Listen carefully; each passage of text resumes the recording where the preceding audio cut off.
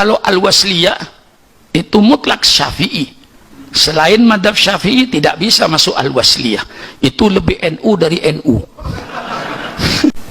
Akhirnya tahun 22 setelah itu Ibnu Su'ud mau meratakan kuburan Nabi. Mengapa mau diratakan? Karena dianggap ziarah kubur itu syirik. Minta ke kuburan segala macam. Nah ketika itulah umat Islam Indonesia di bawah kepemimpinan Hadrat Syekh Hasyim Asy'ari membentuk namanya Komite Hijaz. Ini kan tidak tahu dia kan? Yakin tidak tahu.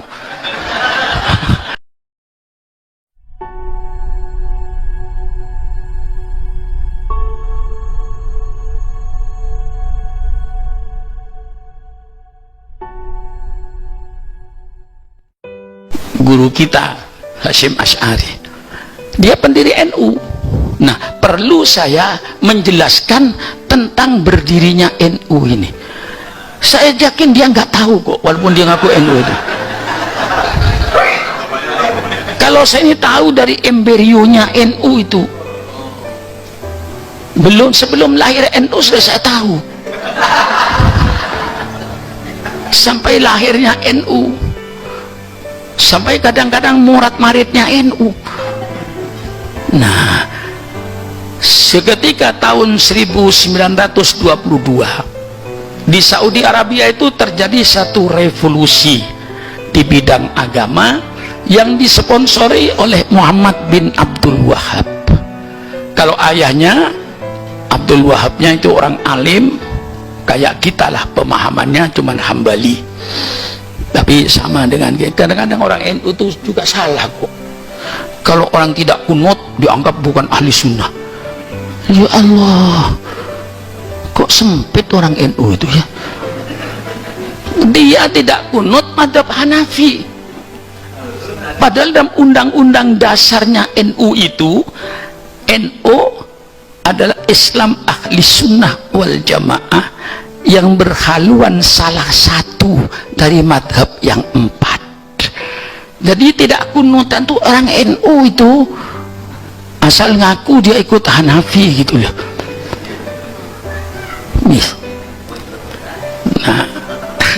Nah ini saya jelaskan. Nah pada tahun itu berpelintir pemberontakan. Ya kalau baca sejarahnya, kalau saya tidak mau mengungkapkan supaya tidak lebih tajam. Kalau saya ungkapkan nanti lebih tajam. Tapi mungkin Pak Irawan tuh tahu itu siapa di belakangnya Muhammad bin Abdul Wahab ini. Siapa di belakangnya itu? Saya tidak menguraikan. Itu tidak menambah tegang. Nah, yang jelas timbullah pemberontakan dengan irama bagus sekali menjernihkan ajaran Islam dari khurafat-khurafat, tahayul-tahayul, karena Islam itu menyebar ke seluruh dunia sehingga banyak Islam dipengaruhi oleh ajaran-ajaran lokal, dipengaruhi oleh akidah-akidah lokal, dipengaruhi oleh kebudayaan-kebudayaan lokal. Oleh sebab itu Muhammad bin Abdul Wahab merasa punya tanggung jawab untuk menjernihkan agama Islam, menghilangkan bid'ah-bid'ah, khurafat-khurafat ini. Ini tujuan yang sangat suci dan baik. Cuman akhirnya kebablasan. Ya biasa, kebablasan itu banyak, kayak reformasi kebablasan kadang-kadang sampai penghulu kalau mengawinkan nggak boleh terima amplop, itu kan kebablasan itu.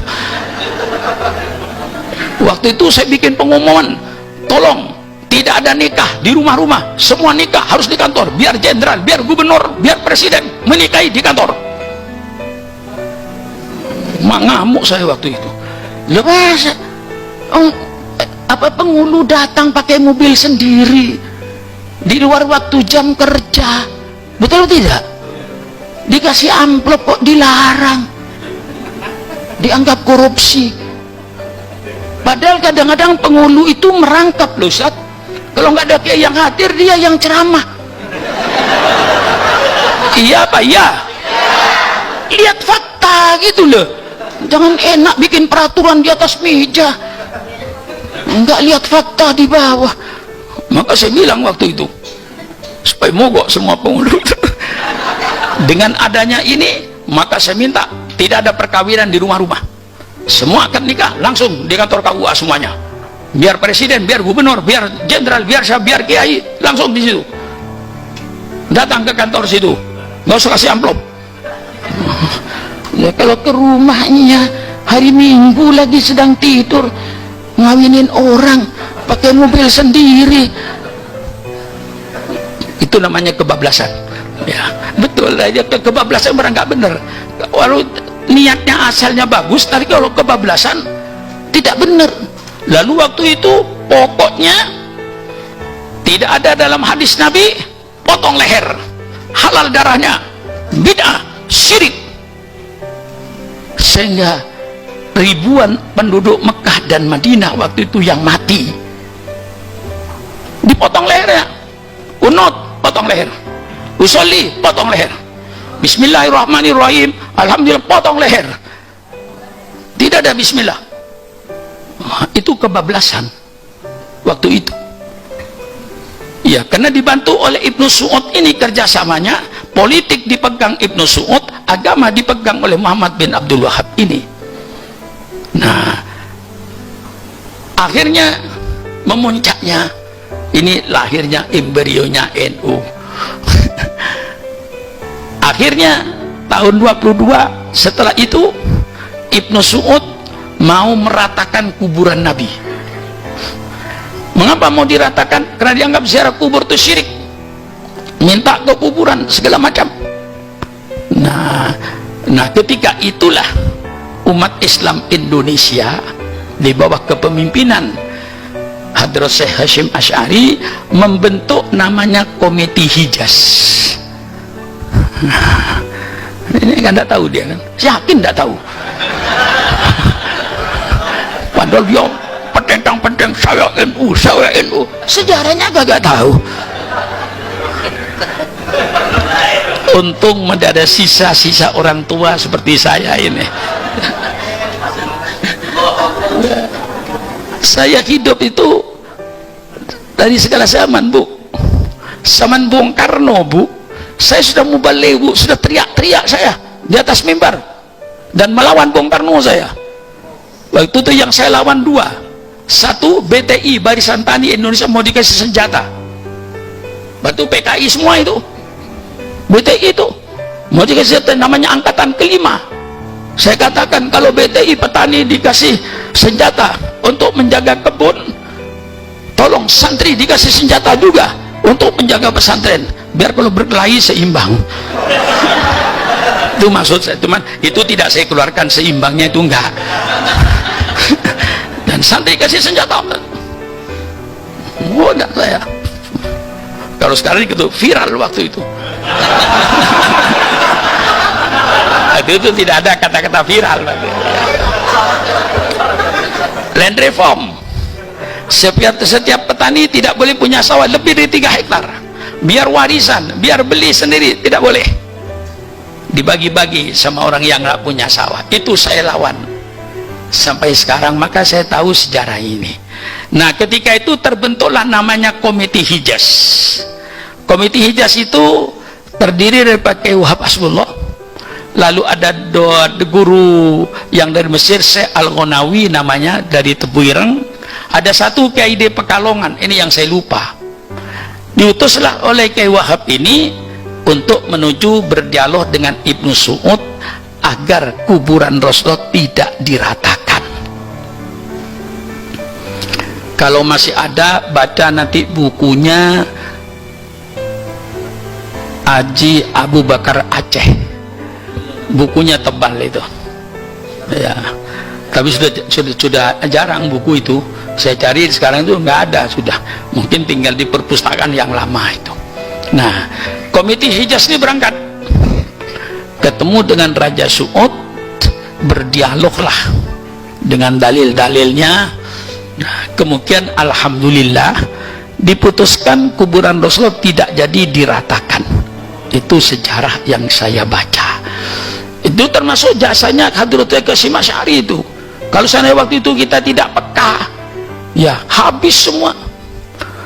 Karena pemerintah Saudi waktu itu seperti termasuk Badar.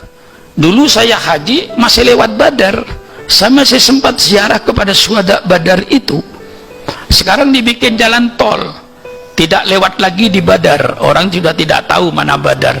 Itu athar-athar sejarah seperti itu Saudi paling tidak mau. Takut umatnya syirik.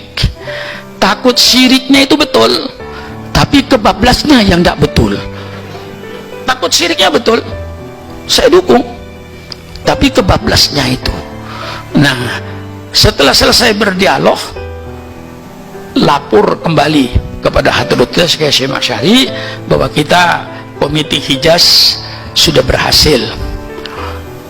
Dulu kalau sholat itu makom Ibrahim itu jatahnya madhab Syafi'i, kan ada 4 itu, 4 dinding itu dibagi madhab Syafi'i, madhab Hanafi, madhab Hambali, madhab Maliki. Nah, ya setelah itu habis semua itu, lalu jadi satu madhab Hambali yang agak ekstrim. Nah, setelah itu lapor karena Komite Hijaz sudah berhasil, lihat mau membubarkan diri.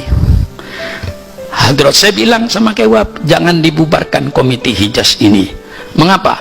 Karena orang Indonesia pasti mundar-mandir ke Saudi haji, pasti mereka akan menjual ajaran dia. Ini bid'ah, ini bid'ah, ini bid'ah, ini bid'ah, ini bid'ah. Semua asal tidak ada pada zaman Nabi bid'ah, halal darahnya. Nah, untuk menjaga itulah lalu Komite Hijaz itu diabadikan. Waktu itu menjadi bernama Nahdlatul Wathon, bukan NU. Nahdlatul Wathon. Dengan nama Nahdlatul Wathon ini berdirilah organisasi ini. Setelah mendekati tahun 1126 diadakan rapat di Jalan Bubutan, Surabaya. Dari Nahdlatul Wathon ini berubahlah Nahdlatul Ulama pada tahun 1926 dengan pedoman dasar Nahdlatul Ulama ini ahli sunnah wal jamaah, berhaluan salah satu dari madhab yang 4. Kalau Al-Wasliyah itu mutlak Syafi'i, selain madhab Syafi'i tidak bisa masuk Al-Wasliyah, itu lebih NU dari NU. Maka saya kalau pidato di depan Al-Wasliyah itu enak, saudara kan mesti madhab Syafi'i, saudara ngaku tidak ngaku NU saudara, karena NU itu salah satu madhab yang 4, apa Hanafi, apa Syafi'i, apa Maliki, apa Hambali, dan saudara menentukan hanya Syafi'i yang boleh masuk di Al-Wasliyah, selainnya tidak boleh. Itu berarti lebih NU dari NU.